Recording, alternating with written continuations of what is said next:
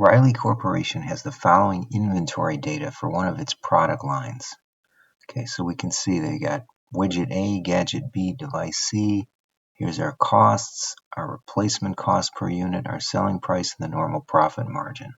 Now what we're going to do is we're going to work through this example and calculate the lower of cost or market. Okay, now there's a couple rules we have to follow. First, the ceiling. The ceiling price is the selling price per unit minus a normal profit margin. The floor is the selling price per unit minus the normal profit margin times the selling price per unit. And the market value is the middle value when we consider replacement cost, ceiling, and floor. So let me show you how we would solve this one. Okay, so here we have the widgets, the cost per unit. This is all just duplicated from above. The replacement cost, the selling price, and then the ceiling price. Now the ceiling price is just the selling price per unit in this example. Okay, so there's the formulas. I'm just pulling right from the column to the left. Now the normal profit margin was given 10, 15, and 20%. So we list that. And then we have to calculate the floor, which is the selling price minus the normal profit margin times the selling price per unit. And you can see the formula up here, but I'll hit the F2 and you can see how I'm calculating it. Okay, so take the value in D12, the selling price, minus F12, which is the normal profit margin, times D12. Okay, and once you can see it here where it looks a little bit clearer, right there at the top of your screen. Now, once we enter that, we calculate the floor, okay? And then we have to calculate the market value, and the market value would be the middle value.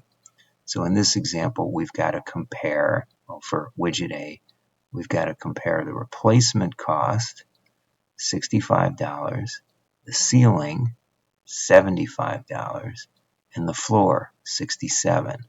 Okay, in this case, 67's in the middle. That's the one we use. The second example, we're going to compare or for gadget B, we're going to compare the replacement cost to the ceiling to the floor. And in this case, the middle value is the replacement cost. Okay, so we use that.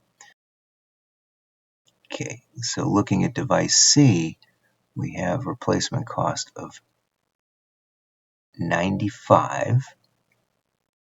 The ceiling is 100 and the floor is 80. Okay, so we use the middle value. But we have to compare the lower cost or market. The cost per unit is 90. That's lower than the market value, so we use device C's original cost in this example. Now, I want to make a few other points. Okay, so under GAAP, lower cost of market can be applied using different methods depending on the company's policy and the level of detail they want to reflect.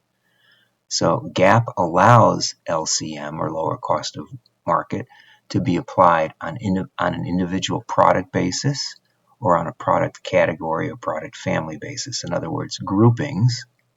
Or you can apply it on a total inventory taken as a whole.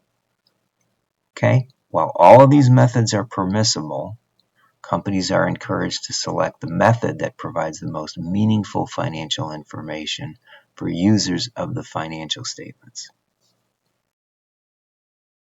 Now, keeping this in mind, LCM at an individual product level often results in the most conservative, precise valuation. And in this example, we applied it based on a product basis, and we were only looking at one of its product lines.